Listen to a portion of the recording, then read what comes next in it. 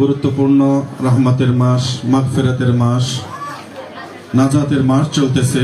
আল্লাহ রাব্বুল আলামিন পবিত্র কোরআনে ঘোষণা করেছেন, কুতিবা আলাইকুমুস সিয়ামু কামা কুতিবা আলাল্লাযীনা মিন ক্বাবলিকুম লাআল্লাকুম তাত্তাকুন।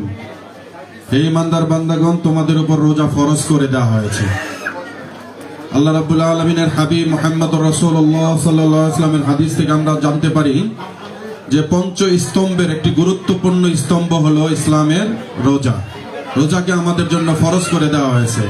আল্লাহ বলেন যে তোমাদের উপর রোজা ফরজ করা হয়েছে, শুধু তোমাদের উপর না, তোমাদের পূর্ববর্তী যারা এসেছিলেন নবী রাসূলগণ তাদের উপরও রোজা ফরজ করে দেওয়া হয়েছে।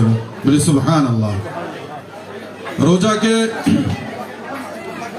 আল্লাহ রাব্বুল আলামিন বলেন, ফামান শাহিদা মিনকুমুশ শাহরা ফালিয়াসুম। তোমাদের মধ্যে যারা রোজা পাবে তারা যেন রোজা রাখে, অবশ্যই যাতে রোজা রাখে।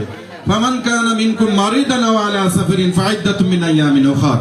আল্লাহ বলেন তারপরে তোমাদের উপর রোজা ফরজ করে দেওয়া হয়েছে, তবে যারা অসুস্থ, একেবারে অসুস্থ, রোজা রাখার সামর্থ্য নেই, যারা সফরে আছে তাদের জন্য রুখসত দেওয়া হলো। তবে এই রোজাগুলো সফর থেকে আসলে অথবা অসুস্থতা থেকে সুস্থ হওয়ার পর সমপরিমাণ রোজা আদায় করে দিতে হবে। এটা হলো আমাদের নির্দেশনা। আর আল্লাহর হাবিব বলেন যে আমাদের যে ইসলামের পাঁচটা স্তম্ভ, তার একটি গুরুত্বপূর্ণ স্তম্ভ হলো রমজানের রোজা আদায় করা। বলি সুবহানাল্লাহ। এবার রোজা আমাদের কি দিয়েছেন, রোজা রাখলে আমাদের কি সওয়াব দিবেন? আল্লাহ রাব্বুল আলামিনের হাবিব মুহাম্মদুর রাসূলুল্লাহ সাল্লাল্লাহু আলাইহি ওয়াসাল্লাম বলেন যে প্রত্যেকটা ভালো কাজ, যেমন রাস্তায় চলতেছেন, একটা ময়লা কাজ, একটা টুকরা পড়ছে, ইটের টুকরা, আপনি অনিচ্ছাকৃত সরাই দিলেন, এটা একটা ভালো কাজ। কাউকে সালাম দিলেন, এটা একটা ভালো কাজ। কারো একটু রাস্তা দেখায় দিলেন, এটা একটা ভালো কাজ। আল্লাহ হাবিব বলেন এই কাজ করলে সর্বনিম্ন সওয়াব দেওয়া হবে, 10টি নেকি দেওয়া হবে। আল্লাহ হাবিব বলেন না, 10 থেকে আল্লাহ রাব্বুল আলামিন ইচ্ছা করলে 700 পর্যন্ত বাড়ায় দিতে পারেন। বলে সুবহানাল্লাহ।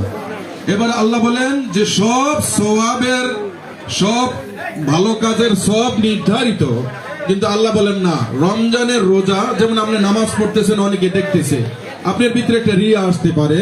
আপনি অন্য একটা কাজ করলেন, ভালো কাজ করলেন, সেটা আপনার ভিতরে একটু অহংকার আসতে পারে।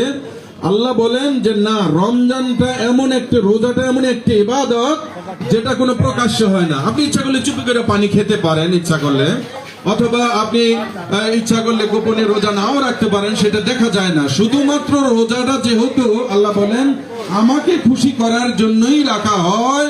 আল্লাহ বলেন আস-সাওমু লি ওয়া আনা আজিজি বিহি, আমি নিজ হাতে আমার বান্দাকে রোজার প্রতিদান দিব। বলি সুবহানাল্লাহ।